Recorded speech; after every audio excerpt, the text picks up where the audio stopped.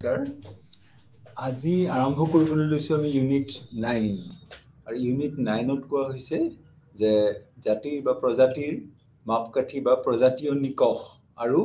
প্ৰজাতিৰ শ্ৰেণীকৰণ, racial criteria and classification of races. আমি প্ৰজাতি বুলি কওঁতে আমি ইয়াৰ আগৰ আলোচনাতে আমি কৈছিলোঁ যে কিছুমান বংশগত শাৰীৰিক লক্ষণৰ ওপৰত ভিত্তি কৰি আমি সমগ্ৰ মানৱ জাতিক কেইটামান ভাগত ভাগ কৰিছোঁ, যেনে ককেশীয়, মংগোলীয় বা নিগ্ৰ, এনেকুৱা ধৰণৰ আমি তিনিটা ভাগত ভাগ কৰিছোঁ। এই প্ৰত্যেকটো ভাগকে আমি প্ৰজাতি বুলি কওঁ। আৰু যেতিয়া আমি প্ৰজাতি বুলি কওঁ তেতিয়াহ'লে আমি জানিব লাগিব যে এই যিটো ভাগ আমি কৰিছোঁ বা প্ৰজাতি হিচাপে যিটো ভাগ আমি কৰিছোঁ, এইটো কেৱল শাৰীৰিক লক্ষণৰ ওপৰত ভিত্তি কৰিহে আমি সেই ভাগটো কৰিছোঁ। বংশগতিৰ দ্বাৰা নিয়ন্ত্ৰিত এই যিবোৰ লক্ষণৰ কথা কৈছোঁ, শাৰীৰিক লক্ষণ, এইটো বংশগতভাৱে আমাৰ ওপৰৰ প্ৰজন্মৰ পৰা তলৰ প্ৰজন্মলৈ এইটো প্ৰবাহমান হৈ আছে। এই লক্ষণসমূহ প্ৰবাহমান হৈ আছে। বংশগতিৰ দ্বাৰা নিয়ন্ত্ৰিত কিছুমান আৱয়ৱিক লক্ষণ বা চৰিত্ৰৰ ওপৰত ভিত্তি কৰি আমি প্ৰজাতিৰ শ্ৰেণীকৰণ কৰিব পাৰোঁ। এই যিবোৰ লক্ষণৰ ওপৰত ভিত্তি কৰি আমি প্ৰজাতিৰ শ্ৰেণীকৰণ কৰোঁ বা শ্ৰেণী বিভাজন কৰোঁ, সেই লক্ষণসমূহক কোৱা হয় প্ৰজাতীয় নিকষ বা ৰেচিয়েল ক্ৰাইটেৰিয়া। ইংৰাজীত আমি ৰেচিয়েল ক্ৰাইটেৰিয়া বুলি কওঁ আৰু অসমীয়াত আমি কওঁ প্ৰজাতীয় নিকষ। তাৰমানে যিবোৰ লক্ষণৰ ওপৰত ভিত্তি কৰি আমি সমগ্ৰ মানৱ জাতিক তিনিটা ভাগত ভাগ কৰিছোঁ, সেই লক্ষণসমূহক কোৱা হয় প্ৰজাতীয় নিকষ বা ৰেচিয়েল ক্ৰাইটেৰিয়া। এতিয়া ৰেচিয়েল ক্ৰাইটেৰিয়া বুলি কোৱাৰ লগে লগে আমি বিভিন্ন ধৰণৰ শাৰীৰিক লক্ষণবিলাকৰ ওপৰত আমি নিৰ্ভৰ কৰিবলগীয়া হয় বা আৰু সেই বিষয়ে আমি অধ্যয়ন কৰিবলগীয়া হয়। শ্ৰেণীকৰণত আমি সাধাৰণতে কি কৰোঁ যে কোনো লক্ষণে প্ৰজাতীয় নিকষ হিচাপে স্বীকৃতি পাবলৈ হ'লে কম বেছি পৰিমাণে কিছুমান গুণৰ অধিকাৰী হ'ব লাগিব। অৰ্থাৎ প্ৰত্যেকটো লক্ষণৰে কিছুমান গুণ থাকিব লাগিব, যিটোৰ ওপৰত ভিত্তি কৰি আমি এটা প্ৰজাতি শ্ৰেণীকৰণ কৰিব পাৰোঁ। তাৰ ভিতৰত উল্লেখযোগ্য হ'ল যে লক্ষণটো এনেকুৱা হ'ব লাগিব যাতে সকলোৱে তাক একেধৰণেই চিনাক্ত কৰিব পাৰে। লক্ষণসমূহ এনেকুৱা ধৰণৰ আমি দেখিব লাগিব বা এনেকুৱা হ'ব লাগিব যে যিবোৰ আমি সকলোৱে তাক বাহ্যিক দৃষ্টিত আমি তাক দেখিব পাৰোঁ। যেনে উদাহৰণস্বৰূপে আমি কৈছোঁ যে ছালৰ ৰং, স্কিন কালাৰ। মানুহৰ ছালৰ ৰং কেনেকুৱা হ'ব বা কেনেকুৱা হয়, সেইটো আমি বাহ্যিক দৃষ্টিত বাহিৰৰ পৰাই আমি চাই তাক অধ্যয়ন কৰিব পাৰোঁ। অৰ্থাৎ তেনেকুৱা কিছুমান গুণৰ প্ৰয়োজন হ'ব, তেনেকুৱা কিছুমান গুণ থাকিব লাগিব যাৰ ওপৰত ভিত্তি কৰি আমি প্ৰজাতিৰ শ্ৰেণীকৰণ কৰিব পাৰোঁ। তাৰোপৰি কিছুমান লক্ষণ আছে যিবোৰ লক্ষণৰ ওপৰত পৰিৱেশৰ প্ৰভাৱ থাকে। যেনে ছালৰ ৰংটোকে আমি আকৌ ক'ব পাৰোঁ যে ছালৰ ৰঙৰ ওপৰত পৰিৱেশৰ প্ৰভাৱ আছে। আমি জানো যে গৰম দিনত এইখিনি সময়ত আমি দেখিছোঁ যে গৰম দিনত মানুহৰ ছালৰ ৰং বহুল পৰিমাণে ক'লা হৈ যায়। অৰ্থাৎ সূৰ্যৰ যিটো অতি বেঙুনীয়া ৰশ্মি বা সূৰ্যৰ ৰ'দৰ ফলত আমাৰ ছালৰ ৰং বহু পৰিমাণে ডাৰ্ক হৈ যায়, অৰ্থাৎ কিছু পৰিমাণে ক'লা হৈ যায়। আকৌ যেতিয়া ঠাণ্ডাৰ দিন আহে, যেতিয়া অতি বেঙুনী ৰশ্মিৰ পৰিমাণ কমি যায়, সূৰ্যৰ ৰশ্মি আমাৰ শৰীৰৰ ছালৰ ওপৰত বিশেষ প্ৰভাৱ পেলাব নোৱাৰে, তেতিয়া ছালৰ ৰংটো আকৌ আগৰ নিচিনা হৈ যায়। অৰ্থাৎ গৰম দিনত তাৰ ওপৰত এটা প্ৰকৃতিৰ প্ৰভাৱ পৰে, আকৌ ঠাণ্ডাৰ দিনত এটা বেলেগ ধৰণে প্ৰভাৱ পৰে। ফলত ছালৰ ৰংটো আমি বহুত সময়ত আমাৰ অসুবিধাৰ সৃষ্টি হয় যে আচলতে ছালৰ ৰংটো কি। গৰম দিনত যদি আমি চাওঁ দেখিম যে কিছু ক'লা,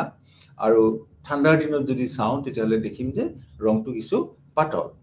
গতিকে এই লক্ষণসমূহত সাধাৰণতে পৰিৱেশৰ প্ৰভাৱ যিমান কম পৰিমাণে পৰে, সিমানেই আমাৰ কাৰণে সেই লক্ষণটোৰ গুণগত মান উন্নত বুলি আমি ক'ব পাৰোঁ। কিন্তু প্ৰায়বোৰ ক্ষেত্ৰতে আমি দেখোঁ,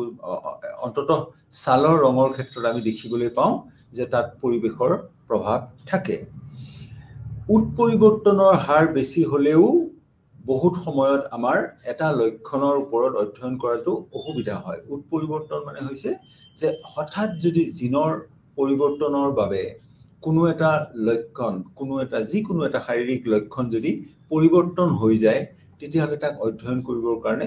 অসুবিধা হয় সেই কাৰণে আমি কৈছো যে এই লক্ষণবিলাকৰ ক্ষেত্ৰত আমি এটা কথা চাব লাগিব যাতে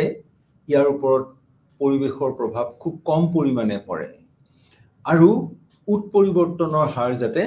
কম হয় ঠিক সেইদৰে যিটো লক্ষণৰ কথা আমি কৈ আছো সেই লক্ষণটোৰ এটা অনুকূলশীলতা থাকিব লাগিব অৰ্থাৎ হি পৰিৱেশৰ লগত নিজকে খাপ খুৱাব পৰা হ'ব লাগিব লক্ষণটোৰ বংশগতি সম্পৰ্কেও আমাৰ জনা প্ৰয়োজন অৰ্থাৎ যিকোনো এটা লক্ষণ যেতিয়া এটা প্ৰজন্মৰ পৰা অন্য এটা প্ৰজন্মলৈ গতি কৰে কেনেদৰে গতি কৰে এই বিষয়ে আমাৰ জ্ঞান থকাৰ দৰকাৰ অৰ্থাৎ আমি তাৰ বংশগতি সম্বন্ধেও জনাটো দৰকাৰ কোনো এটা লক্ষণক আমি যেতিয়া প্ৰজাতীয় নিকষ হিচাপে আমি গ্ৰহণ কৰো তেতিয়া আমি দেখা পাওঁ যে সেই লক্ষণটো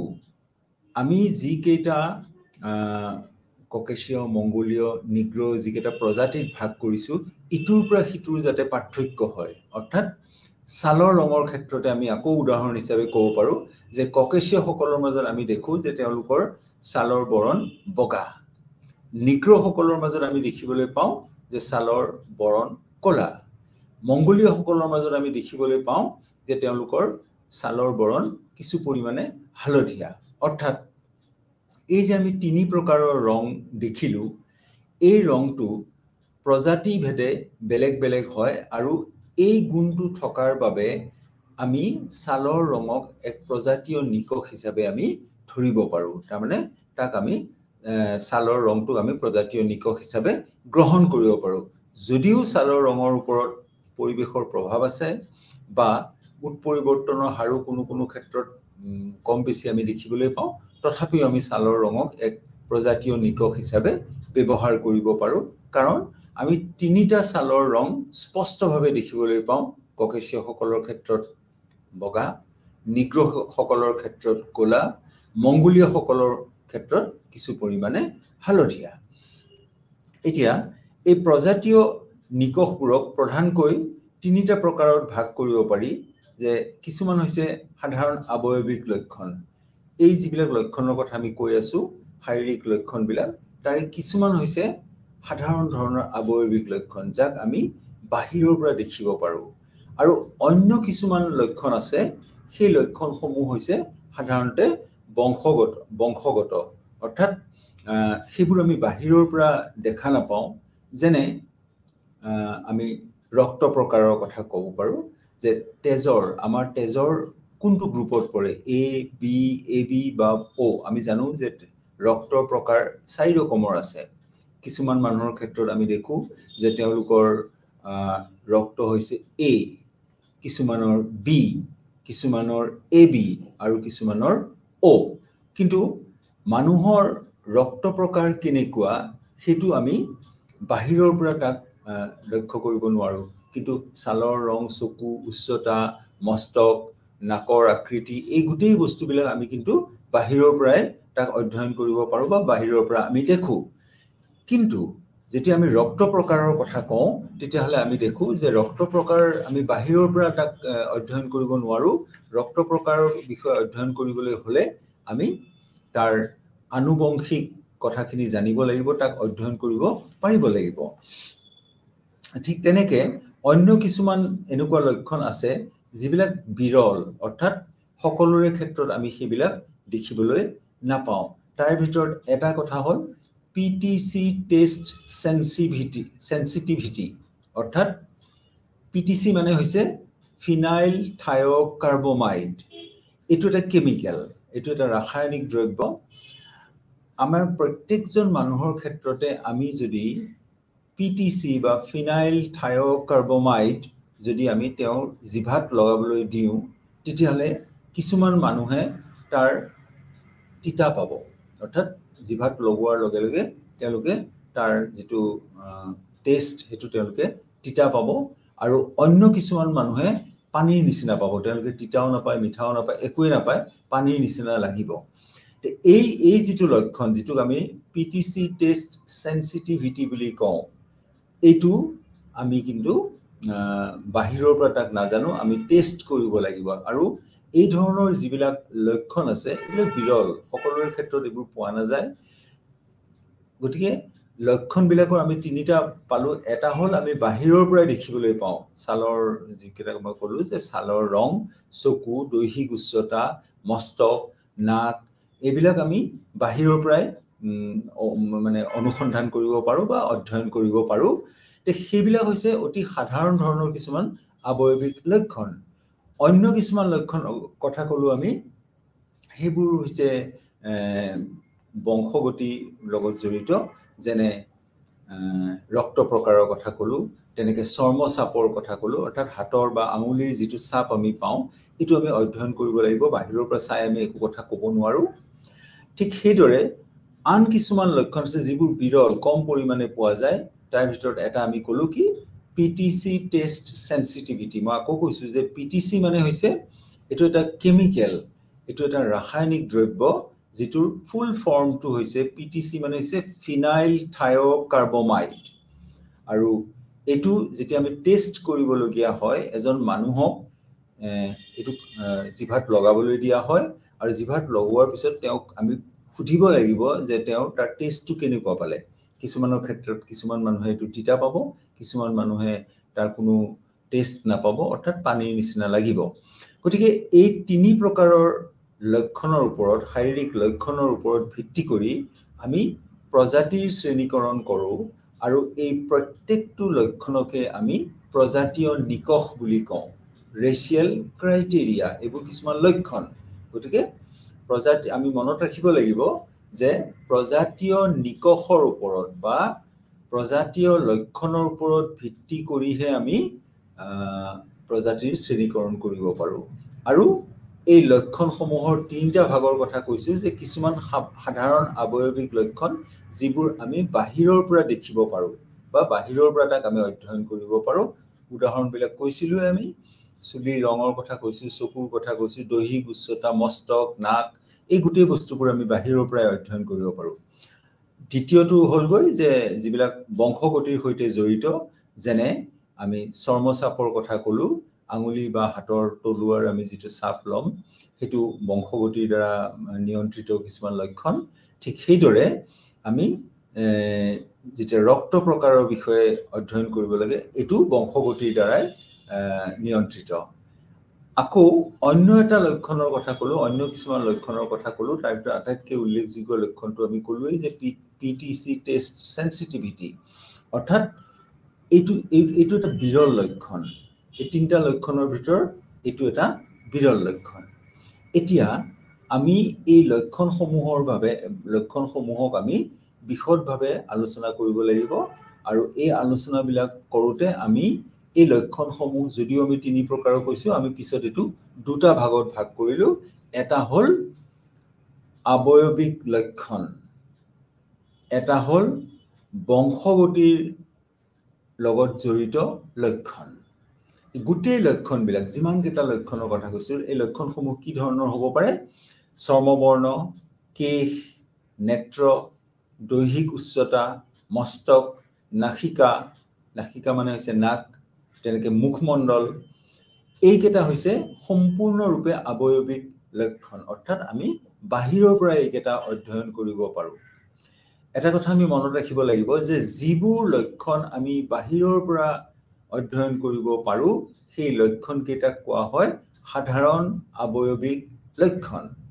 এটা ভাগত আমাৰ থাকিলে কি সাধাৰণ আৱয়বিক লক্ষণ কি আছে এইকেইটাৰ ভিতৰত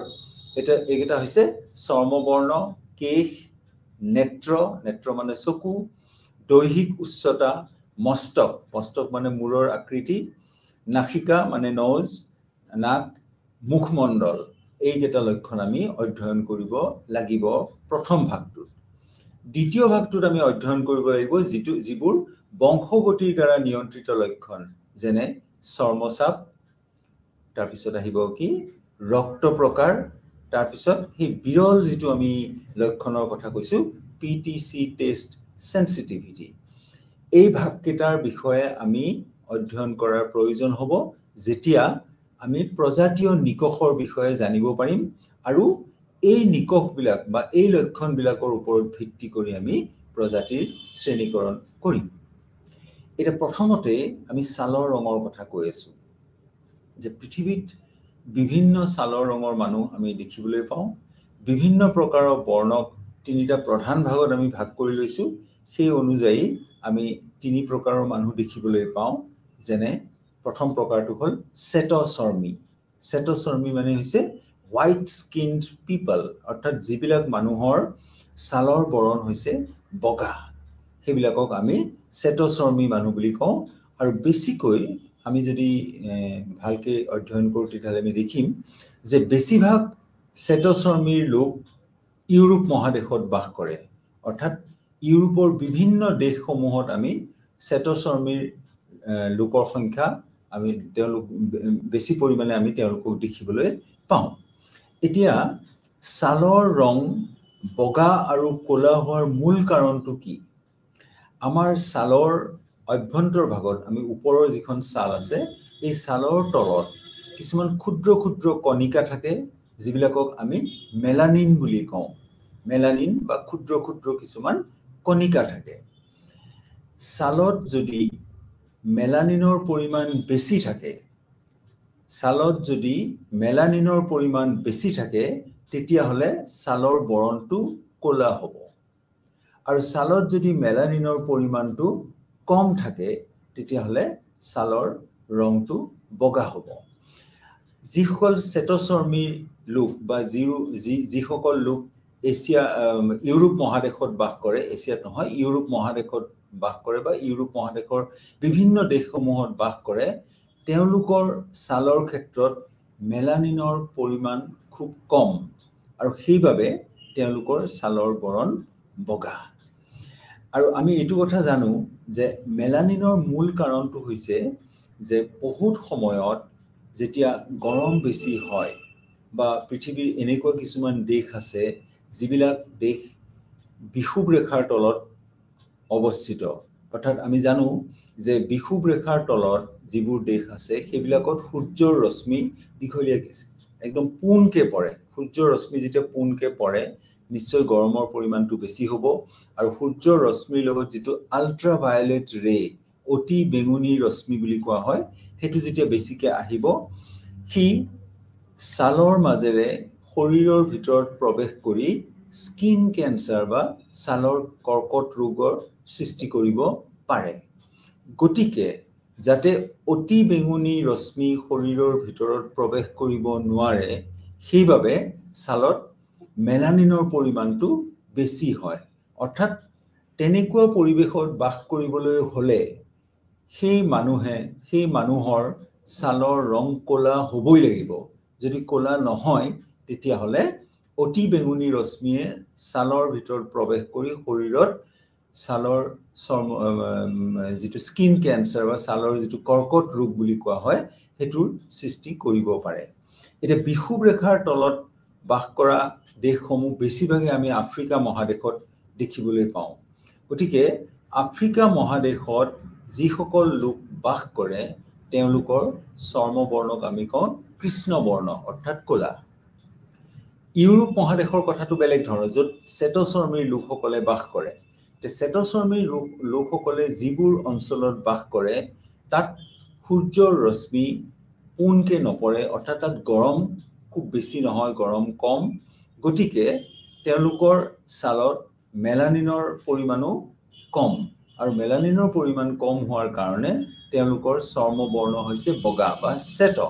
আৰু সেইকাৰণে আমি সেইসকল লোকক শ্বেতচৰ্মী বুলি কওঁ আৰু ইউৰোপত যিহেতু সূৰ্যৰ ৰশ্মি ঠিক পোনভাৱে নপৰে উলম্বভাৱে নপৰে গতিকে তেওঁলোকৰ চৰ্মবৰ্ণ সদায় পাতল হয় বা তেওঁলোকক আমি শ্বেতচৰ্মী লোক বুলি কওঁ আনহাতে দ্বিতীয় যিটো ভাগৰ কথা আমি ক'লোঁ কৃষ্ণচৰ্মীবিলাক কেনেকুৱা ধৰণৰ হয় যে তেওঁলোকৰ ছালৰ বৰণটো ক'লা কাৰণ তেওঁলোকে বিষুৱীয় অঞ্চলত বাস কৰে আৰু য'ত সূৰ্যৰ ৰশ্মি পোনকৈ পৰে তাৰ ফলত তেওঁলোকৰ শৰীৰত ছালৰ যিটো কৰ্কট ৰোগ মই কৈছোৱেই যে অতি বেঙুনী ৰশ্মি তেওঁলোকৰ ছালৰ মাজেদি পাৰ হৈ শৰীৰত ছালৰ কৰ্কট ৰোগৰ সৃষ্টি কৰিব পাৰে তাৰ পৰা ৰক্ষা পাবৰ বাবে তেওঁলোকৰ ছালৰ তলত মেলানিনৰ পৰিমাণ খুব বেছি হয় খুব ডাঠকৈ থাকে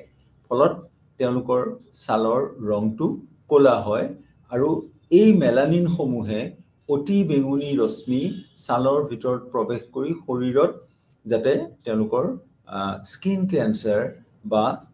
ছালৰ কৰ্কট ৰোগৰ সৃষ্টি কৰিব নোৱাৰে বাধা দিয়ে এই মেলানিন বিলাকে অতি বেঙুনী ৰশ্মিটো শৰীৰত সোমোৱাত বাধা দিয়ে গতিকে আফ্ৰিকা মহাদেশৰ যিবোৰ অঞ্চলত মানুহে বাস কৰে সেই অঞ্চলসমূহৰ মানুহবোৰৰ তেওঁলোকৰ ছালৰ ৰং সদায় ক'লা হয় তাৰ কাৰণটো হৈছে যে তেনে পৰিৱেশত বাস কৰিবলৈ হলে যদি ছালৰ বৰণ ক'লা নহয় তেতিয়াহ'লে তেওঁলোকে তাত বাস কৰিব নোৱাৰিব কাৰণ তেওঁলোকৰ শৰীৰত স্কিন কেন্সাৰ বা ছালৰ কৰ্কট ৰোগৰ সৃষ্টি হ'ব গতিকে আফ্ৰিকা মহাদেশত বাস কৰা যিসকল নিগ্ৰো লোক আছে তেওঁলোকৰ শৰীৰৰ ৰং সদায় ক'লা হয় মূল কাৰণটোই হ'ল এইটো যে তেওঁলোকৰ ছালত মেলানিনৰ পৰিমাণ বহুত বেছি থাকে আৰু মেলানিনৰ পৰিমাণ এই কাৰণেই বেছি থাকে যাতে অতি বেঙুনী ৰশ্মিয়ে তেওঁলোকৰ শৰীৰত প্ৰৱেশ কৰি স্কিন কেন্সাৰ কৰিব নোৱাৰে যিটো অৱস্থা ইউৰোপৰ দেশসমূহত নহয় কাৰণ তাত তেওঁলোক বিষুৱ ৰেখাৰ তলত বাস নকৰে তেওঁলোকৰ তাত সূৰ্যৰ ৰশ্মি আফ্ৰিকাত যেনেকৈ পৰে পোনভাৱে উলম্বভাৱে পৰে তেনেকৈ তেওঁলোকৰ তাত নপৰে ফলত তেওঁলোকৰ শৰীৰটো স্কিন কেন্সাৰ বা ছালৰ কৰ্কট ৰোগৰ পৰা ৰক্ষা কৰাৰ কোনো ধৰণৰ কথা আহিব নোৱাৰে আৰু সেই কাৰণে তেওঁলোকৰ ছালত মেলানিনৰ পৰিমাণ কম আৰু মেলানিনৰ পৰিমাণ কম হোৱাৰ বাবে তেওঁলোকৰ ছালৰ ৰংটো বগা হয় তেনেকে আমি যদি মংগোলীয়সকলৰ মাজত দেখা পাওঁ আমি জানো যে মংগোলীয়সকলৰ বেছিভাগেই এছিয়াত বাস কৰে ইয়াৰ উপৰিও পৃথিৱীৰ বিভিন্ন অঞ্চল অষ্ট্ৰেলিয়া বা অন্য ঠাইতো কিছুমান মংগোলীয় লোক বাস কৰে কিন্তু বেছিভাগ মংগোলীয় লোক এছিয়া মহাদেশত বাস কৰে এছিয়া মহাদেশৰ কথাটো এনেকুৱা ধৰণৰ নহয় যে ইয়াত খুব বেছি গৰম আছে বা খুব বেছি ঠাণ্ডা আছে এনেকুৱা ধৰণৰো নহয় ফলত তেওঁলোকৰ যিটো ছাল সেই ছালটো কিছু পৰিমাণে বগা নহয় কিন্তু কিছু হালধীয়া তেওঁলোকৰ মাজত আমি দেখিবলৈ পাওঁ সেইকাৰণে এই লোকসকলক আমি পিট চৰ্মী বুলি কওঁ পিট মানে হৈছে য়েলো বা হালধীয়া বৰণৰ হয় মংগোলীয় লোকসকল যেহেতু এছিয়া মহাদেশত থকা বেছিভাগ লোকে মংগোলীয় প্ৰজাতিৰ তেওঁলোকৰ ছালৰ বৰণ হৈছে হালধীয়া এতিয়া আমি দেখিলো কি যে ইউৰোপ মহাদেশত বাস কৰা যিসকল লোক আছে তেওঁলোক শ্বেতচৰ্মী আৰু তেওঁলোকক আমি ছালৰ ৰঙৰ ওপৰত ভিত্তি কৰি ককেশীয় প্ৰজাতিৰ অন্তৰ্ভুক্ত কৰা হৈছে ঠিক সেইদৰে আফ্ৰিকা মহাদেশত যিসকল লোকে বাস কৰে তেওঁলোকৰ ছালৰ ৰঙৰ ওপৰত ভিত্তি কৰি তেওঁলোকক আমি নিগ্ৰো প্ৰজাতিৰ অন্তৰ্ভুক্ত কৰিছো আকৌ এছিয়া মহাদেশত বাস কৰা বেছিভাগ লোকেই হৈছে মংগোলীয় প্ৰজাতি মংগোলীয় কি কাৰণে আমি ক'লো যে তেওঁলোকৰ ছালৰ ৰংটো যেহেতু কিছু পৰিমাণে হালধীয়া ক'লা নহয় বা বগাও নহয় হালধীয়া ধৰণৰ গতিকে এই ছালৰ ওপৰত ভিত্তি কৰি তেওঁলোকক আমি এটা বেলেগ প্ৰজাতিত ভাগ কৰিছো তেওঁলোকক আমি মংগোলীয় বুলি কওঁ গতিকে সমগ্ৰ মানৱ জাতিকে আমি যি তিনিটা প্ৰজাতিত ভাগ কৰিছো ককেশীয় মংগোলীয় নিগ্ৰো এই তিনিটা ভাগৰ ছালৰ ৰঙৰ ওপৰত ভিত্তি কৰিও ভাগ কৰা হৈছে আৰু বেলেগ বেলেগ লক্ষণো আছে কিন্তু ছালৰ ৰঙো এটা মুখ্য লক্ষণ যিটোৰ ওপৰত ভিত্তি কৰি আমি প্ৰজাতি শ্ৰেণীকৰণ কৰিছো এতিয়া আমি এটা কথা জানিব লাগিব যে যেতিয়া কোনো ক্ষেত্ৰত আমি দেখিবলৈ পাওঁ উদাহৰণস্বৰূপে আমি ভাৰতৰ কথাই ক'ব পাৰো যে ভাৰতত যিসকল লোক বাস কৰে তেওঁলোকক ছালৰ ৰঙৰ ওপৰত ভিত্তি কৰি আমি সহজে কোনো এটা প্ৰজাতিৰ অন্তৰ্ভুক্ত কৰিব নোৱাৰো কাৰণ ভাৰতবৰ্ষৰ মানুহৰ ছালৰ বৰণ হৈছে ব্ৰাউন বা মুগা বৰণীয়া তেওঁলোক হালধীয়াও নহয় তেওঁলোক ক'লাও নহয় তেওঁলোক বগাও নহয়, তেওঁলোক হৈছে মুগা বৰণৰ বা ব্ৰাউন কালাৰৰ মানুহ। ইয়াৰ কাৰণটো হৈছে যে এই যে ছালৰ ৰংটো বেলেগ বেলেগ হৈ গ'ল, পৃথিৱীৰ আৰু বহুত ঠাইতো এনেকুৱা ধৰণৰ মানুহ আছে যিবিলাকৰ ছালৰ ৰং বগা, ক'লা বা হালধীয়াৰ ভিতৰত নপৰে।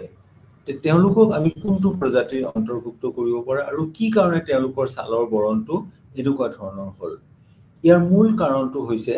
যে বিভিন্ন প্ৰজাতিৰ মাজত যেতিয়া ইণ্টাৰমেৰেজ বা তেওঁলোকৰ মাজত যেতিয়া সংমিশ্ৰণ হয়, তেওঁলোকৰ মাজত আন্তঃবৈবাহিক সম্বন্ধ বা সংমিশ্ৰণ হয়, তাৰ ফলত এটা প্ৰজাতিৰ লোকৰ ছালৰ ৰং আনটো প্ৰজাতিৰ লোকৰ ছালৰ ৰঙৰ লগত মিলি যায়। মিলাৰ ফলত এটা নতুন ৰঙৰ সৃষ্টি হয়। যেনেকে আমি দেখিবলৈ পাওঁ যে কোনো নিগ্ৰো লোকৰ যদি কোনো ককেশীয় লোকৰ মাজত মানে বৈবাহিক সম্বন্ধ স্থাপন হয়, তেতিয়া তেওঁলোকৰ ল'ৰা ছোৱালীবিলাকৰ ক্ষেত্ৰত আমি ছালৰ ৰংটো একেবাৰে বগা বা একেবাৰে ক'লা দেখিবলৈ নাপাওঁ। এটা মাজৰ ৰং এটা হয়, এটা আমি ধৰি ললোঁ যে মুগা বৰণৰ বা এনেকুৱা ধৰণৰ হ'ব পাৰে। এতিয়া ভাৰতত যিখিনি জনগোষ্ঠী আছে, যিমানবিলাক মানুহ আছে, বিভিন্ন কালত প্ৰাগৈতিহাসিক যুগৰ পৰাই বিভিন্ন ধৰণৰ লোকে এই অঞ্চললৈ প্ৰব্ৰজন কৰিছিল। ইয়াৰ যিবিলাক আদিবাসী আছিল, আগৰ যিবিলাক মানুহ আছিল, সেইবিলাক মানুহৰ লগত তেওঁলোকৰ বৈবাহিক সম্বন্ধ স্থাপন হয়। ফলত ভাৰতীয় মানুহৰ মাজত আমি ককেশীয় লক্ষণ দেখিবলৈ পাওঁ, মংগোলীয় লক্ষণ দেখিবলৈ পাওঁ আৰু কিছু পৰিমাণে আনকি নিগ্ৰো লক্ষণো আমি দেখিবলৈ পাওঁ। আমি যদি অধ্যয়ন কৰোঁ তেতিয়াহ'লে আমি দেখিম যে আন্দামান দ্বীপপুঞ্জত যিবিলাক অধিবাসী আছে, বিশেষকৈ ঝাৰুৱা বুলি এটা গ্ৰুপ আছে আন্দামান নিকোবৰত, গ্ৰেট আন্দামানিজ, লিটল আন্দামানিজ, এনেকৈ কিছুমান জনগোষ্ঠী তাতে বাস কৰে। তেওঁলোকৰ শাৰীৰিক লক্ষণসমূহ দেখিলে আমি গম পাম যে বহুতখিনি বা বেছিভাগ শাৰীৰিক লক্ষণ নিগ্ৰোসকলৰ লগত মিলে। কিন্তু মূল ভাৰতবৰ্ষত যিখিনি লোকে বাস কৰে, তেওঁলোকৰ মাজত নিগ্ৰো লক্ষণ বহুত কম পৰিমাণেহে দেখিবলৈ পোৱা যায়। দুই এটা থাকিব পাৰে, কিন্তু খুব কম পৰিমাণেহে আমি নিগ্ৰো লক্ষণ দেখিবলৈ পাওঁ। তাৰ মানে প্ৰাগৈতিহাসিক যুগৰ বা কোনো এটা সময়ত আন্দামান নিকোবৰত যিসকল লোকে বাস কৰিছিল বা নিগ্ৰোসকলে হয়তো প্ৰব্ৰজন কৰি আন্দামান নিকোবৰ দ্বীপপুঞ্জত বাস কৰিছিল, কিন্তু তেওঁলোকে ভাৰতৰ মূল ভূখণ্ডত তেওঁলোক আহিব পৰা নাছিলে, কাৰণ মাজত সাগৰ আছে। সেইখিনি সময়ত তেনেকৈ অহাটো তেনেকুৱা ধৰণৰ সুবিধাও নাছিলে। গতিকে মূল ভাৰতবৰ্ষৰ ভূভাগত যিখিনি লোকে বাস কৰিছিল, তেওঁলোকৰ বেছিভাগৰে ককেশীয় বা মংগোলীয়সকলৰ লগতহে সংমিশ্ৰণ হৈছিল। ফলত আমাৰ যিটো চৰ্মবৰ্ণ হ'ল, সেই চৰ্মবৰ্ণটো আমি মুগা বৰণৰ দেখিবলৈ পালোঁ। আৰু সেইকাৰণে আমি কোনো এটা বিশেষ প্ৰজাতিৰ মাজত আমি ইয়াক অন্তৰ্ভুক্ত কৰিব নোৱাৰোঁ। এতিয়া এই ছালৰ ৰঙৰ ওপৰত আমি কৈছোঁ যে প্ৰকৃতিৰ তাৰ প্ৰভাৱ আছে, যিটো কাৰণে যেতিয়া গৰম কাল হয়, অৰ্থাৎ গ্ৰীষ্মকালত গৰম দিনত হয় কি যে আমাৰ ছালৰ যিটো বহিঃষ্টক মানে বাহিৰৰ ছালৰ যিটো অংশ আৰু অন্তঃষ্টক মানে হৈছে ভিতৰত যিটো অংশ, ভিতৰৰ অংশটোত মেলানিন থাকে। যেতিয়া গৰম দিন হয়, তেতিয়া আমাৰ ছালত লাহে লাহে মেলানিনৰ পৰিমাণ বাঢ়িবলৈ আৰম্ভ কৰে, যাতে সূৰ্যৰ অতি বেঙুনী ৰশ্মি প্ৰৱেশ কৰি আমাৰ কোনো ধৰণৰ অনিষ্ট কৰিব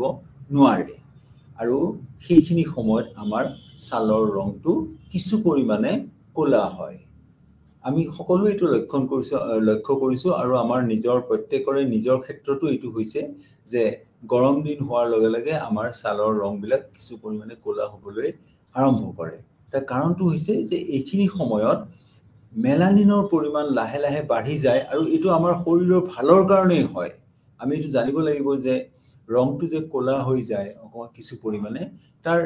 এইটো প্ৰকৃতিয়ে এনেকুৱা ধৰণৰ এটা ব্যৱস্থা কৰিছে, এনেকুৱা এটা সৃষ্টি কৰিছে, যাতে কোনো ধৰণৰ অতি বেঙুনী ৰশ্মি শৰীৰত প্ৰৱেশ কৰি আমাৰ অনিষ্ট কৰিব নোৱাৰে। কিন্তু ঠাণ্ডাৰ দিন হোৱাৰ লগে লগে যেতিয়া সূৰ্যৰ ৰশ্মিৰ যিটো প্ৰবলতা সেইটো কমি যায় আৰু আমাৰ ছালৰ ভিতৰত প্ৰৱেশ কৰি আমাৰ কোনো ধৰণৰ অনিষ্ট কৰিব নোৱাৰে, সেইখিনি সময়ত মেলানিনৰ পৰিমাণ আকৌ লাহে লাহে কমি যায় আৰু আমাৰ ছালৰ ৰংটো আগৰ নিচিনা হৈ পৰে গতিকে আমি দেখিলো যে ছালৰ ৰঙৰ ক্ষেত্ৰত প্ৰকৃতিৰ এটা প্ৰভাৱ আছে গৰম দিনত বেলেগ হ'ল ঠাণ্ডাৰ দিনত কিছু পৰিমাণে বেলেগ ধৰণৰ হ'ল ইয়াৰ মূল কাৰণটো হৈছে যে পাৰিপাৰ্শ্বিক অৱস্থা বা পৰিৱেশৰ ইয়াৰ ওপৰত বা প্ৰকৃতিৰ ইয়াৰ ওপৰত এটা প্ৰভাৱ আছে কিন্তু যদিও আমি ভাৰতবৰ্ষৰ লোকসকলক কোনো এটা বিশেষ প্ৰজাতিৰ অন্তৰ্ভুক্ত কৰিব নোৱাৰো আৰু এনেকুৱা লোক পৃথিৱীৰ বিভিন্ন ঠাইত আছে যিবিলাকক আমি কোনো এটা প্ৰজাতিৰ ভিতৰত অন্তৰ্ভুক্ত কৰিব নোৱাৰো তথাপিও ছালৰ ৰঙৰ ওপৰত ভিত্তি কৰি আমি মূলতঃ প্ৰজাতিক তিনিটা ভাগত ভাগ কৰিছো ককেশীয় মংগোলীয় নিগ্ৰ ককেশীয়সকলৰ ছালৰ ৰং হলগৈ বগা নিগ্ৰসকলৰ কলা আৰু মংগোলীয়সকলৰ হৈছে হালধীয়া এই কথাটো আমি মনত ৰাখিব লাগিব গতিকে ইয়াৰ পিছত আমি অন্য এটা লক্ষণৰ কথা কম সেইটো হৈছে যেটো পিছৰ লক্ষণটোৰ আমি কথা কৈ আছো সেইটো হৈছে কেশ বা চুলি তে চুলিৰ কথা আমি যেতিয়া কম চুলিৰ ৰং চুলিৰ বিষয়ে আমি অধ্যয়ন কৰিলে আমি দেখিবলৈ পাম যে কোনো মানুহৰ ক্ষেত্ৰত চুলিবিলাক হৈছে সিধা কোনো মানুহৰ ক্ষেত্ৰত আমি দেখিম যে চুলিত কিছু পৰিমাণে ভাঁজ আছে আৰু অন্য কিছুমান লোকৰ মাজত আমি দেখিম যে চুলিত বহুত বেছি পৰিমাণে ভাঁজ আছে খুব অতি বেছি কেকুৰা চুলিৰ আমি মানুহ দেখিবলৈ পাওঁ এতিয়া পৰিৱেশৰ লগত খাপ খোৱাবৰ বাবে চুলিৰ এনেকুৱা আমি বিভিন্ন ধৰণ দেখিবলৈ পাওঁ যেনে ককেশীয়সকল যিটো অংশত বাস কৰে সেই অংশত ঠাণ্ডা বেছি আকৌ আমি অন্য কিছুমান লোকৰ মাজত যেনে এস্কিমসকলৰ মাজত এস্কিমসকল হৈছে মংগোলয়েড প্ৰজাতিৰ মানুহ তেওঁলোকৰ শাৰীৰিক লক্ষণৰ ওপৰত ভিত্তি কৰি আমি তেওঁলোকক মংগোলীয় প্ৰজাতিৰ অন্তৰ্ভুক্ত কৰিছো আৰু এছিয়াত থকা যিবিলাক মংগোলীয় লোক আছে আমি দেখিম যে তেওঁলোকৰ চুলিবোৰ সাধাৰণতে সিধা পোন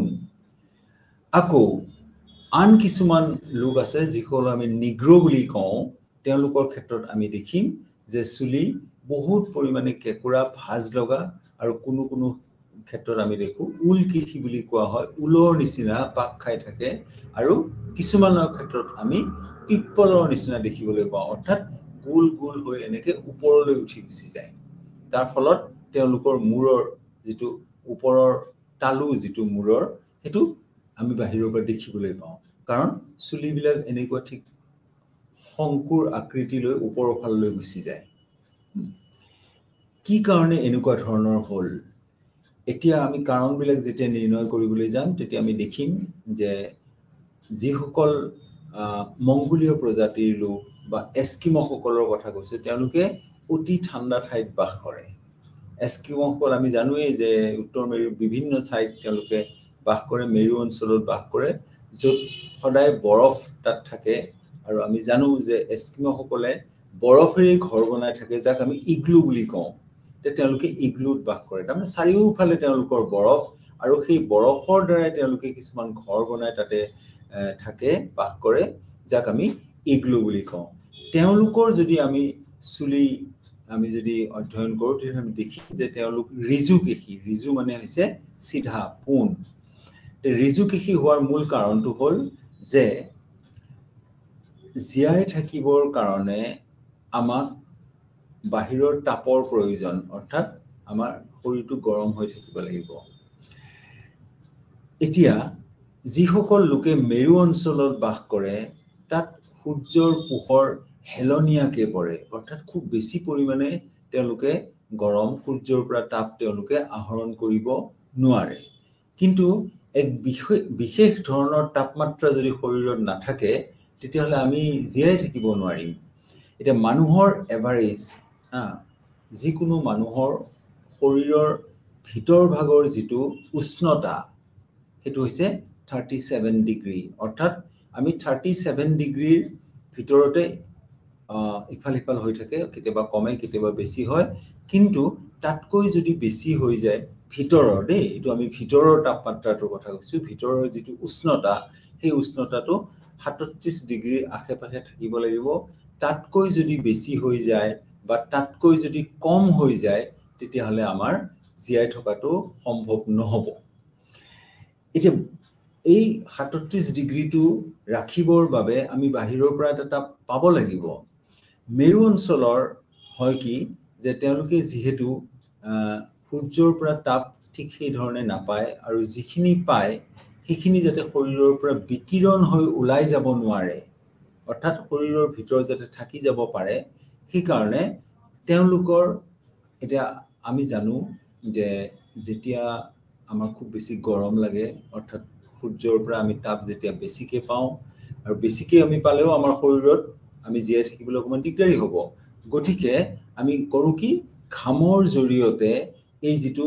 এক্সট্ৰা যেটো উষ্ণতা আমি সূৰ্যৰ পৰা পাই থাকো তাক আমি ঘামৰ জৰিয়তে শৰীৰৰ পৰা উলিয়াই থাকো সেই কাৰণে গৰম দিনত যেতিয়া আমি কাম বন কৰো বা কিবা কৰিবলগীয়া হয় ইতিমধ্যে গৰম দিনত আমি জানোৱেই যে সূৰ্যৰ ৰশ্মি আমাৰ গাত পৰে গৰম বেছি হয় সেই গৰমে আমাৰ শৰীৰত অনিষ্ট কৰিব পাৰে গতিকে ঘাম হিচাপে আমাৰ শৰীৰৰ পৰা সেইবিলাক ওলাই যায় আৰু সেই কাৰণে আমি গৰম দিনত ঘামি থাকো ঘামাটো খুব ভাল কথা কাৰণ শৰীৰৰ পৰা আমি যেটো এক্সট্ৰা যেটো আমি উষ্ণতা অতিৰিক্ত যিখিনি আমি উষ্ণতা পাইছো সূৰ্যৰ পৰা সেইখিনি আমি উলিয়াই দিও যাতে আমাৰ শৰীৰত কোনো ধৰণৰ অনিষ্ট হ'ব নোৱাৰে ঠিক উলুটা কথাটো হয় এস্কিমসকলৰ মাজত অৰ্থাৎ তেওঁলোকে যিখিনি তাপ আহৰণ কৰে যেটো খুব কম পৰিমাণেহে তেওঁলোকে আহৰণ কৰিব পাৰে সেই উষ্ণতাটো যাতে শৰীৰৰ পৰা ওলাই যাব নোৱাৰে সেইবাবে কোনো ধৰণৰ ফাক তেওঁলোকৰ অৰ্থাৎ চুলিখিনি সিধা হৈ সম্পূৰ্ণৰূপে তেওঁলোকৰ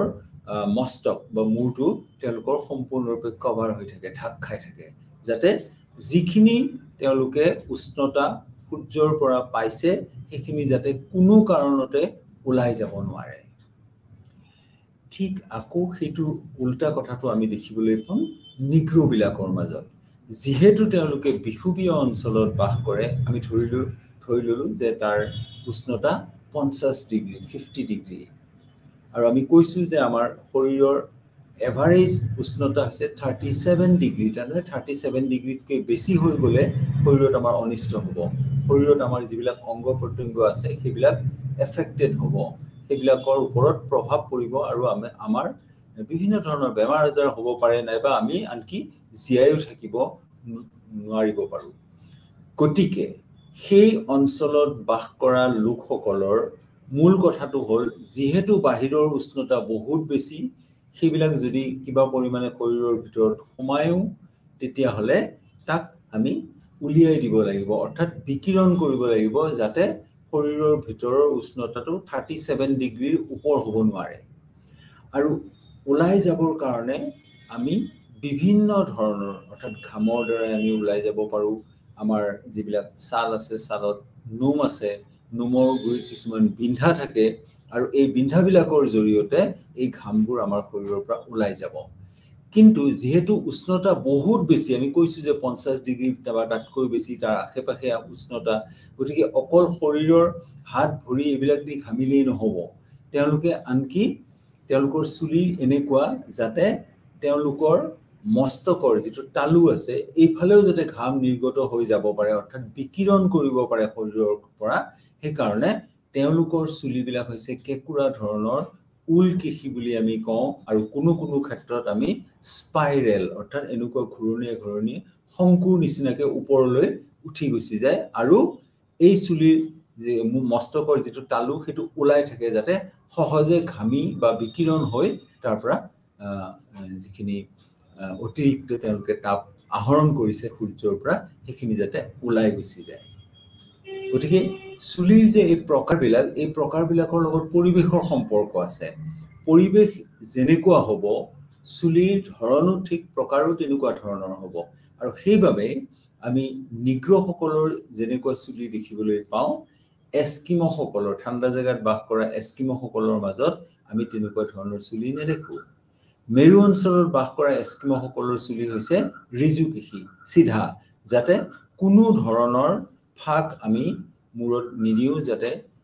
যিখিনি তাপ আছে বিকিৰণ হৈ ওলাই যায় কাৰণ যেহেতু তেওঁলোকে তাপ খুব কম পৰিমাণে আহৰণ কৰে আৰু সেই তাপখিনি তেওঁলোকে শৰীৰৰ ভিতৰত ৰাখি দিব লাগিব ওলাই যদি গুচি যায় বিভিন্ন ৰকমে তেতিয়াহ'লে তেওঁলোকৰো আকৌ জীয়াই থকাটো টান হ'ব কাৰণ 37 ডিগ্ৰী যদি কমি যায় তেতিয়াহ'লে কিন্তু জীয়াই থকাটো অসুবিধা হ'ব গতিকে তেওঁলোকৰ শৰীৰৰ পৰা যাতে কোনো ধৰণৰ তাপ বিকিৰণ হ'ব নোৱাৰে ওলাই যাব নোৱাৰে সেই কাৰণে তেওঁলোকৰ চুলিবোৰ সিধা হয় আৰু সম্পূৰ্ণ মস্তক আৱৰি থাকে নিগ্ৰোবিলাকৰ কথা ক'লো ঠিক উল্টা কাৰণ তেওঁলোকৰ প্ৰয়োজন হৈছে যিমান পৰা যায় সিমান তাপ বিকিৰণ কৰিব লাগিব কাৰণ বায়ুমণ্ডলৰ উষ্ণতা বহুত বেছি গতিকে তেওঁলোকৰ চুলিৰ ধৰণটো আমি উলকেশী বা পিপল কেশী আমি দেখিবলৈ পাওঁ ককেশীয়বিলাকৰ মাজত বা ককেশীয়সকলৰ মাজত এই ধৰণৰ কথাটো তেনেকুৱা নহয় তেওঁলোকৰ তাত ঠাণ্ডাও হয় গৰমো হয় কিন্তু খুব বেছি ঠাণ্ডা বা খুব বেছি গৰমো তেওঁলোকৰ নহয় অৰ্থাৎ যেটো আমি নাতিশীতোষ্ণ জলবায়ু বুলি কওঁ বেছি শীতো নহয় বেছি গৰমো নহয় গতিকে তেওঁলোকৰ চুলি আমি দেখিবলৈ পাওঁ যে কিছু পৰিমাণে ভাঁজ লগা নিগ্ৰোবিলাকৰ নিচিনা নহয় ভাঁজ লগা বা এস্কিমোবিলাকৰ বা মংগোলীয় কিছুমান লোকৰ নিচিনা সম্পূৰ্ণ সিধা চুলি তেওঁলোকৰ নহয় কিছু পৰিমাণে তেওঁলোকৰ ভাঁজ লগা এই যিবিলাক লক্ষণৰ কথা আমি কৈ আছো এই লক্ষণসমূহৰ মূল কাৰণটো হৈছে তেওঁলোকৰ যাতে এটা পৰিৱেশত অনুকূলনশীলতা তেওঁলোকৰ আহে অনুকূলনশীলতা মানে হৈছে যে সেই পৰিৱেশৰ লগত যাতে তেওঁলোকে নিজকে খাপ খুৱাই ল'ব পাৰে গৰম ঠাইত খাপ খুৱাই ল'বৰ কাৰণে চুলিবিলাক কেঁকুৰা ধৰণৰ উলকেশী ধৰণৰ হ'ল মেৰু অঞ্চলৰ ঠাণ্ডাৰ পৰা বাচিবৰ কাৰণে তেওঁলোকৰ চুলিবিলাক হ'লগৈ সিধা ৰিজুকেশী বুলি কোৱা হয় আৰু যিবিলাক নাতিশীতোষ্ণ জলবায়ুত বাস কৰে তেওঁলোকৰ মাজত আমি দেখিবলৈ পাওঁ যে চুলিখিনি তেওঁলোকৰ কিছু পৰিমাণে কেঁকুৰা গতিকে আমি যেতিয়া এই লক্ষণসমূহ চাম এই লক্ষণসমূহৰ ওপৰত ভিত্তি কৰি আমি প্ৰজাতিবিলাকক ভাগ কৰিব পাৰোঁ যেনে কেঁকুৰা খুব বেছি কেঁকুৰা যদি চুলি হয় তেতিয়াহ'লে সেইবিলাক আমি নিগ্ৰো প্ৰজাতিৰ মাজত আমি তেনেকুৱা দেখিবলৈ পাওঁ সিধা যদি হয় খুব বেছি ৰিজুকেশী যদি হয় তেতিয়া আমি এস্কিমোবিলাকৰ মাজত দেখিবলৈ পাওঁ বা এছিয়াত বাস কৰা কিছুমান আমি জাপান বা চীন থাইলেণ্ড এনেকুৱাবিলাক ঠাইত আমি দেখিবলৈ পাওঁ যে মানুহৰ চুলিৰ প্ৰকাৰটো হৈছে সিধা ইউৰোপত যোৱাৰ লগে লগে আমি দেখিবলৈ পাম যে তেওঁলোকৰ চুলিৰ কিছু পৰিমাণে ভাঁজ আছে কিন্তু কেঁকুৰা বা একেবাৰে সিধা তেওঁলোকৰ মাজত নাই গতিকে চুলিৰ প্ৰকাৰৰ ওপৰত ভিত্তি কৰিও আমি এই তিনিটা প্ৰজাতি আমি চিনাক্ত কৰিছো ককেশীয় বুলি কৈছো মংগোলীয় বুলি কৈছো আৰু নিগ্ৰো বুলি কৈছো চুলিৰ বৰ্ণ অৰ্থাৎ চুলিৰ ৰং বহুত ক্ষেত্ৰত আমি দেখিবলৈ পাওঁ যে চুলিৰ ৰং বেলেগ বেলেগ ধৰণৰ হয় কোনো কোনো অঞ্চলত কোনো মানুহৰ ক্ষেত্ৰত আমি দেখো বা বেছিভাগ মানুহৰ ক্ষেত্ৰতে আমি দেখিবলৈ পাওঁ যে চুলিৰ বৰণ হৈছে ক'লা অন্য কিছুমান মানুহৰ মাজত আমি দেখিবলৈ পাওঁ যে চুলিৰ বৰণ কিছু পৰিমাণে মুগা বৰণৰ অৰ্থাৎ সম্পূৰ্ণ ক'লা তেওঁলোকৰ নহয় তেওঁলোকৰ চুলিৰ বৰণটো কিছু পৰিমাণে মুগা আৰু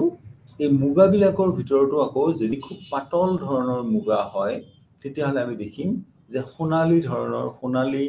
ৰঙৰ আমি চুলি দেখিবলৈ পাওঁ ইউৰোপৰ বিভিন্ন মানুহৰ মাজত আমি সোণালী ৰঙৰ চুলি দেখিবলৈ পাওঁ এছিয়াৰ মানুহৰ মাজত আমি সাধাৰণতে ক'লা চুলি দেখিবলৈ পাওঁ নিগ্ৰোসকলৰ মাজত অৰ্থাৎ আফ্ৰিকাৰ লোকসকলৰ মাজতো আমি ক'লা চুলিয়ে বেছিকৈ দেখিবলৈ পাওঁ এতিয়া আমাৰ এটা অসুবিধা হয় যেতিয়া আমি চুলিক এটা প্ৰজাতীয় লক্ষণ হিচাপে লওঁ কাৰণ আজিকালি আমি দেখিছোঁ যে বিভিন্ন মানুহে চুলিত বিভিন্ন ধৰণৰ ৰং দি লয় অৰ্থাৎ ক'লা চুলিৰ মানুহেও চুলিখিনি সোণালী ধৰণৰ কৰি ল'ব পাৰে বা সোণালী ধৰণৰ চুলি যাৰ আছে তেওঁলোকে চুলিৰ ৰংটো ক'লা কৰি ল'ব পাৰে ফলত এনেকুৱা ধৰণৰ পৰিৱৰ্তন হোৱা বাবে বৰ্তমান কালত চুলিৰ ৰঙৰ ওপৰত ভিত্তি কৰি যেটো প্ৰজাতি শ্ৰেণীকৰণ কৰা হয় এটো খুব কঠিন হৈ পৰিছে আজিকালি কাৰণ চুলিৰ ৰংটো মানুহে নিজৰ ইচ্ছামতে পৰিৱৰ্তন কৰিব পৰা হ'ল আৰু পৰিৱৰ্তন কৰে ফলত চুলিৰ ৰঙৰ ওপৰত ভিত্তি কৰি প্ৰজাতি শ্ৰেণীকৰণ কৰাত আমাৰ কিছু অসুবিধা আছে ইয়াৰ পিছত আমি এটা লক্ষণৰ কথা ক'ব পাৰো এটো হৈছে চকু বা আমি আই বা চকু তে চকুৰ কেনেকুৱা লক্ষণ আমি দেখিবলৈ পাওঁ তে চকুৰ লক্ষণৰ বিষয়ে যেতিয়া আমি অধ্যয়ন কৰো তেতিয়া হলে চকুৰ মণিটোৰ কথা আমি চাব লাগিব যে চকুৰ মণিটোৰ বৰণ কেনেকুৱা যেটো আমি নেত্ৰ বৰ্ণ বুলি কওঁ বা চকুৰ বৰণ মানে হৈছে চকুৰ মণিটোৰ বৰণ পৃথিৱীত আমি যদি বিভিন্ন লোকৰ মাজত আমি যদি চকুৰ বৰণৰ সম্পৰ্কে অধ্যয়ন কৰো তেতিয়াহলে আমি দেখিবলৈ পাম যে কোনো কোনো ক্ষেত্ৰত যেটো চকুৰ মণিটোৰ বৰণ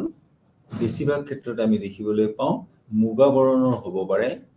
কলা ধৰণৰ হ'ব পাৰে নাইবা কিছু পৰিমাণে নীলা ধৰণৰ আমি চকুৰ মণিটোৰ ৰং দেখিবলৈ পাওঁ তথাপিও আমি পৃথিৱীৰ বিভিন্ন প্ৰজাতিৰ মাজত আমি বিশেষকৈ কলা ৰঙৰ আৰু মুগা ৰঙৰ চকুৱে দেখিবলৈ পাওঁ নীলা পাতল নীলা ধৰণৰ চকুৰ মণিৰ যেটো ৰং এটো সাধাৰণতে ককেশীয় বিলাকৰ মাজত দেখিবলৈ পোৱা যায় তেওঁলোকৰ মাজত কলা বা মুগা চকুৰ মণিৰ বৰণো আমি দেখো কিন্তু কিছুমানৰ ক্ষেত্ৰত আমি নীলা ৰংটো দেখিবলৈ পাওঁ কিন্তু মংগোলীয় বা নিগ্ৰসকলৰ মাজত আমি অকল কলা আৰু মুগা ৰঙৰ চকুহে দেখিবলৈ পাওঁ তেওঁলোকৰ মাজত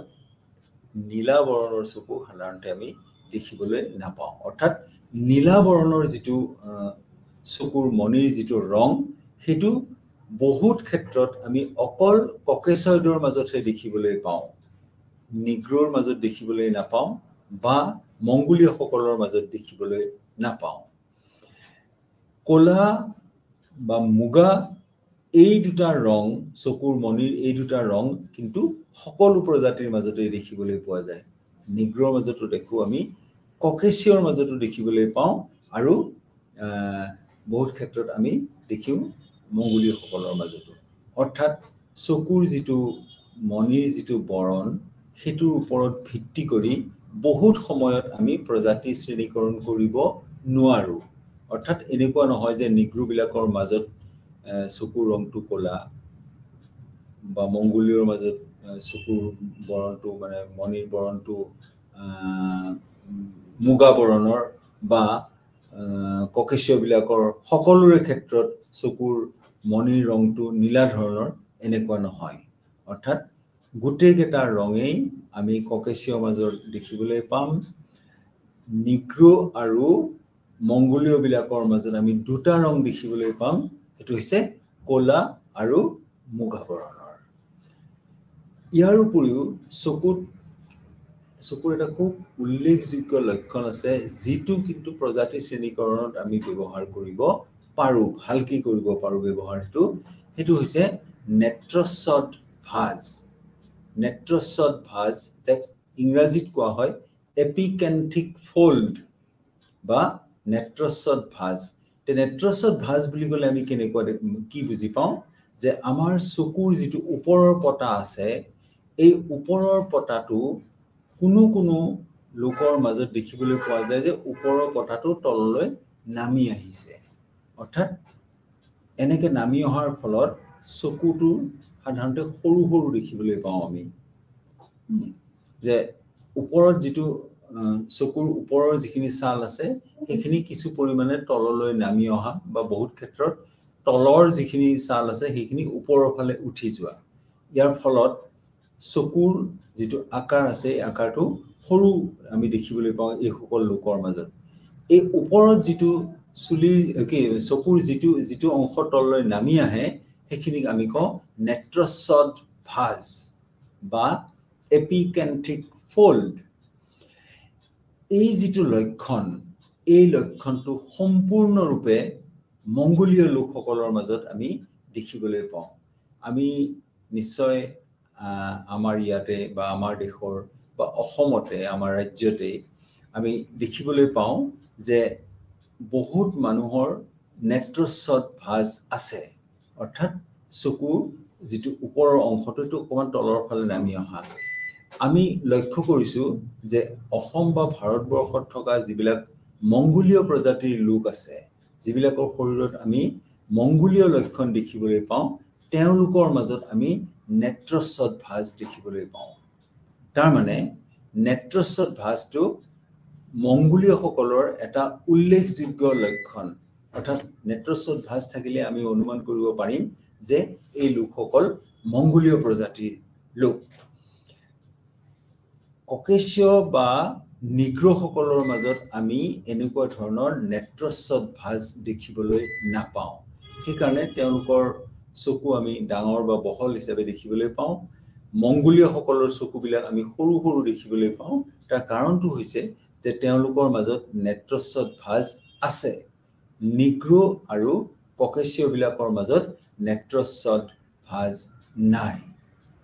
এই লক্ষণটোৰ দ্বাৰাই আমি এটা কথা চিনাক্ত কৰিব পাৰো যে অন্ততঃ আমি মংগোলীয়সকলক চিনাক্ত কৰিব পাৰো কাৰণ নেত্ৰস্বত ভাঁজ তেওঁলোকৰ মাজত দেখো আৰু সেইবাবে তেওঁলোকৰ চকুৰ যিটো আকাৰ সেইটো আমি সৰু সৰু দেখিবলৈ পাওঁ সেইবাবে আমি কৈছো যে নেত্ৰস্বত ভাঁজটো মংগোলীয়সকলৰ এটা অতি উল্লেখযোগ্য লক্ষণ কাৰণ বাকি দুটা প্ৰজাতি ককেশীয় আৰু নিগ্ৰৰ মাজত আমি নেত্ৰস্বত ভাঁজ দেখিবলৈ নাপাওঁ সেই কথাখিনি আমি মনত ৰাখিব লাগিব যে চকুৰ কথা যেতিয়া আমি অধ্যয়ন কৰো ছালৰ ৰঙৰ কথা আমি কলোৱে চুলিৰ কথা আমি কলো চকুৰ কথা আমি যেতিয়া ক'বলৈ যাওঁ তেতিয়াহলে আমি নেত্ৰস্বত ভাঁজ আছে নে নাই সেই কথাটো আমি প্ৰথমতে চাব লাগিব কাৰণ নেত্ৰস্বত ভাঁজ থকাৰ লগে লগে আমি ক'ব পাৰো যে তেওঁলোক মংগোলীয় প্ৰজাতিৰ অন্তৰ্ভুক্ত কাৰণ বাকি দুটা প্ৰজাতিৰ ক্ষেত্ৰত আমি নেত্ৰস্বত ভাঁজ দেখিবলৈ নাপাওঁ এই যি তিনটা লক্ষণৰ কথা মই এতিয়ালৈকে আমি আলোচনা কৰিলো সেই লক্ষণ কেইটা হৈছে সাধাৰণ আৱয়বিক লক্ষণ অৰ্থাৎ আমি বাহিৰৰ পৰা অধ্যয়ন কৰি পেলে গম পাম ছালৰ ৰং কেনেকুৱা চুলি কেনেকুৱা প্ৰকাৰৰ বা চকুৰ প্ৰকাৰ কেনেকুৱা চকুৰ মণিৰ ৰংটো কেনেকুৱা তেওঁলোকৰ মাজত নেত্ৰস্বত ভাঁজ আছে নে নাই এই গোটেই কথাখিনি আমি বাহিৰৰ পৰা অধ্যয়ন কৰিব পাৰো আৰু সেই কাৰণে এইবিলাকক সাধাৰণ আৱয়বিক লক্ষণ বুলি কোৱা হৈছে তেনেকুৱা আৰু এটা সাধাৰণ আৱয়বিক লক্ষণ হৈছে দৈহিক উচ্চতাটো মানে কি যে তেওঁৰ হাইটটো কিমান শাৰীৰিক বা দৈহিক উচ্চতা তেওঁৰ কিমান শাৰীৰিক উচ্চতাৰ কথা যেতিয়া আমি কম তেতিয়াহ'লে আমি দেখিম যে পৃথিৱীত থকা বিভিন্ন জনগোষ্ঠীৰ মাজত শাৰীৰিক উচ্চতা বেলেগ বেলেগ ধৰণৰ হয় যেনে মংগোলীয়সকলৰ মাজত আমি শাৰীৰিক উচ্চতা যদি চাওঁ তেতিয়াহ'লে দেখিম যে তেওঁলোক মধ্যমীয়া উচ্চতাৰ লোক চাপৰ নহয় তেওঁলোক বা বহুত বেছি পৰিমাণে ওখ নহয় এভাৰেজ বা গড় হিচাপে তেওঁলোকৰ উচ্চতাটো হৈছে মধ্যমীয়া ধৰণৰ বহুত ওখও নহয় বহুত চাপৰো নহয় আনহাতে অন্য কিছুমান জনগোষ্ঠী আছে যিবিলাকৰ মাজত আমি শাৰীৰিক উচ্চতা বেছি পৰিমাণে দেখো ককেশীয়সকলৰ মাজতো আমি দেখো যে তেওঁলোকৰ শাৰীৰিক উচ্চতা বেছি ইয়াত আমি কৈছো ইয়াত আমি গড় উচ্চতাৰ কথা কৈছো যে প্ৰত্যেকজন মানুহে ওখ হ'ব লাগিব তাত কোনো চাপৰ মানুহেই নাই এনেকুৱা ধৰণৰ কথা নহয় তাতো চাপৰ মানুহ আছে কিন্তু বেছিভাগ মানুহৰ যেহেতু দৈহিক উচ্চতা উচ্চ মানে ওখ গতিকে আমি ককেশীয়সকলক ওখ বুলিয়েই কওঁ যদিও তাত চাপৰ মানুহ নিশ্চয়কৈ আছে গতিকে দৈহিক উচ্চতা যদি আমি ককেশীয়সকলৰ মাজত দেখো তেতিয়াহ'লে আমি দেখিম যে তেওঁলোকৰ গড় উচ্চতা অন্যতকৈ বেছি নিগ্ৰসকলৰ মাজতো এতিয়া নিগ্ৰসকলে পৃথিৱীৰ বিভিন্ন অঞ্চলত বাস কৰে গতিকে আমি জানো যে দৈহিক উচ্চতাৰ লগত কেইবাটাও কথা জড়িত হৈ আছে এটা হৈছে তেওঁলোকৰ পাৰিপাৰ্শ্বিক অৱস্থা সেইখিনি পাৰিপাৰ্শ্বিক অৱস্থা বা ভৌগোলিক অৱস্থান কেনেকুৱা ধৰণৰ আমি জানিব লাগিব দ্বিতীয় কথাটো হ'ল গৈ কি যে তেওঁলোকৰ যিটো পৰিপুষ্টি বা নিউট্ৰিশন অৰ্থাৎ কেনেকুৱা বস্তু তেওঁলোকে খাবলৈ পায় বা তেওঁলোকে কেনেকুৱা বস্তু খাব পৰাৰ সক্ষমতা আছে অৰ্থাৎ বস্তু থাকিলেতো খাব নোৱাৰি তাৰ কাৰণ তেওঁলোকৰ টকা পইচাৰ দৰকাৰ আছে অৰ্থনৈতিকভাৱে তেওঁলোক কিছু উন্নত হ'ব লাগিব যাতে ভাল বস্তু বা তেওঁলোকে খাব পাৰে গতিকে এটা কথা আমি দেখিলো যে উচ্চতাৰ লগত এটা সম্পৰ্ক আছে পৰিৱেশৰ অন্য এটা সম্পৰ্ক আছে পৰিপুষ্টিৰ অৰ্থাৎ খাদ্য বস্তুৰ সৈতেও এটো জড়িত হৈ আছে এটা নিগ্ৰোবিলাকৰ যিবিলাক সাধাৰণতে সমতল ভূমিত বাস কৰে সাগৰৰ পাৰত বাস কৰে সেইবিলাকৰ মাজত দৈহিক উচ্চতা বহুত বেছি যিসকল লোক বিষুৱ ৰেখাৰ অঞ্চলত বাস কৰে য'ত সূৰ্যৰ পোহৰ দীঘলীয়াকৈ পৰে উলম্বভাৱে পৰে সেইবিলাক অঞ্চলতো মানুহৰ শাৰীৰিক যিটো দৈহিক উচ্চতা হেতু বেছি আমি দেখিবলৈ পাওঁ বেছি হোৱাৰ মূল কাৰণটো হৈছে কি যে সেই অঞ্চলত বাস কৰিবলৈ মই আগতেই কৈছো যে বিষুৱীয় অঞ্চলবিলাকত গৰমৰ পৰিমাণ খুব বেছি ফলত তেওঁলোকে শৰীৰৰ বিভিন্ন অংগৰে তেওঁলোকে সেই যিখিনি এক্সট্ৰা তেওঁলোকে হিট বা উষ্ণতা তেওঁলোকে আহৰণ কৰিলে তাক তেওঁলোকে বিকিৰণ কৰিব লাগিব বিকিৰণ কৰিবলৈ হলে সাৰফেস এৰিয়া তাৰ মানে শৰীৰৰ যিখিনি মূল অংশ এইবিলাক অলপ ডাঙৰ হ'বলৈ বেছি এৰিয়া থাকিব লাগিব গাটোত যে চাপৰ মানুহ আৰু ওখ মানুহৰ ক্ষেত্ৰত আমি যদি তুলনাত্মক বিশ্লেষণ কৰো তেতিয়ালে আমি দেখিম যে চাপৰ মানুহজনৰ সাৰফেস এৰিয়া অৰ্থাৎ তেওঁলোকৰ শৰীৰৰ যিখিনি সম্পূৰ্ণ অংশ আছে অংশটো কম যেহেতু মানুহজন চাপৰ আৰু যদি মানুহজন ওখ হয় তেতিয়াহলে তেওঁৰ সাৰফেস এৰিয়াটো বেছি হ'ব বিষুৱীয় অঞ্চলত থকা মানুহৰ যিটো সাৰফেস এৰিয়া বা দৈহিক উচ্চতা তেওঁলোকৰ বেছি তাৰ কাৰণটো আমি আগতেই কলো যে তেওঁলোকে বেছি পৰিমাণে উষ্ণতা তেওঁলোকৰ শৰীৰৰ পৰা বিকিৰণ কৰিব লাগিব উচ্চতা বেছি হোৱাৰ কাৰণে সাৰফেস এৰিয়া তেওঁলোকৰ বেছি আৰু সহজে তেওঁলোকে ঘামৰ জৰিয়তে শৰীৰৰ পৰা তেওঁলোকে উষ্ণতাটো বিকিৰণ কৰিব পাৰে আনকি এনেকুৱাও তেওঁলোকৰ মাজত দেখিবলৈ পাওঁ আমি চুলিৰ প্ৰকাৰৰ কথা কওঁতে কৈছোৱেই যে তেওঁলোকৰ শংকুৰ নিচিনা চুলিবিলাক খুব বেছি কেঁকুৰা ফলত যিটো শৰীৰৰ ওপৰৰ অংশৰ তাৰ মানে যিখিনি তালু বুলি আমি কওঁ সেইবিলাক ওলাই থাকে আৰু সেইফালে দিও আনকি বিকিৰণ হয় শৰীৰত যিখিনি তাপ গোট খাইছে একেই কথাখিনি আমি এস্কিমো বিলাকৰ লগত যদি আমি অধ্যয়ন কৰো তেতিয়াহলে আমি দেখিম যে এস্কিমো সকল হৈছে চাপৰ বহুত বেছি ওখ নহয় তেওঁলোকৰ তাৰ কাৰণটো হৈছে তেওঁলোকে যিখিনি উষ্ণতা সূৰ্যৰ পৰা তেওঁলোকে পাব সেইখিনি যাতে ওলাই নাযায় যদি সাৰফেস এৰিয়াটো বেছি হয় মানুহবোৰ যদি বেছিকে ওখ হয় তেতিয়াহলে বিভিন্ন অংশইদি সূৰ্যৰ ৰশ্মি বিকিৰণ হৈ যাব ফলত শৰীৰৰ যিটো গড়ে উষ্ণতা ৩৭ ডিগ্ৰী তাতকে কমি আহিব আৰু তেতিয়া জীয়াই থাকিবলৈ অসুবিধা হ'ব নিগ্ৰোবিলাকৰ মাজত এটা খুব উল্লেখযোগ্য কথা আছে যে তেওঁলোকৰ মাজত আমি বহুত ওখ মানুহ দেখিবলৈ পাওঁ ঠিক সেইদৰে নিগ্ৰোবিলাকৰ মাজত পৃথিৱীৰ আটাইতকৈ চাপৰ মানুহো আমি দেখিবলৈ পাওঁ যেনে পৃথিৱীৰ আটাইতকৈ চাপৰ কোনটো জনগোষ্ঠী এটো হৈছে পিগমি অৰ্থাৎ পিগমি বিলাকৰ ক্ষেত্ৰত আমি দেখো যে তেওঁলোকৰ শাৰীৰিক উচ্চতা খুব কম আৰু খুব কম হোৱাৰ বাবে তেওঁলোকে আমাজনৰ যিবিলাক বৰ্ষা অৰণ্য বুলি কোৱা হয় ৰেইন ফৰেষ্ট এৰিয়া সেইবিলাকত তেওঁলোকে বাস কৰে আৰু সেইবিলাকত যেহেতু তেওঁলোকে হাবি জংঘলৰ মাজত এনেকুৱা ধৰণৰ অৱস্থা যে তাত কোনো ৰকমে সূৰ্যৰ ৰশ্মিৰ প্ৰভাৱো তাত বহুত সময়ত আমি দেখো যে সূৰ্যৰ ৰশ্মিও তাত সোমাব নোৱাৰে সেই অঞ্চলবিলাকত থকাৰ কাৰণে গছ লতাৰ মাজেদি অহা যোৱা কৰিবলগীয়া হোৱাৰ কাৰণে তেওঁলোকৰ শাৰীৰিক উচ্চতাটো কম হয় ফলত পৃথিৱীৰ আটাইতকৈ চাপৰ মানুহ পিগমি বিলাকো তেওঁলোকৰ অন্যান্য শাৰীৰিক লক্ষণৰ ওপৰত ভিত্তি কৰি আমি কৈছো যে তেওঁলোক নিগ্ৰো প্ৰজাতিৰ অন্তৰ্ভুক্ত অৰ্থাৎ নিগ্ৰো প্ৰজাতিৰ মাজত আমি আটাইতকৈ ওখ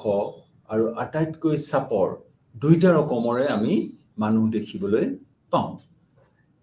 এতিয়ালৈকে আমি যিখিনি অধ্যয়ন কৰিলো এইখিনিৰ ভিতৰত বা যিখিনি আমি আলোচনা কৰিলো আমি চাৰিটা লক্ষণৰ বিষয়ে ক'লো। সেয়া হ'ল ছালৰ ৰং, চুলি, চকু আৰু দৈহিক উচ্চতা। ইয়াৰ পিছত আমি যেতিয়া আলোচনা কৰিম বাকীখিনি কথা আমি আকৌ আলোচনা কৰিম। আজিলৈ ইমানতে শেষ কৰিলো। নমস্কাৰ।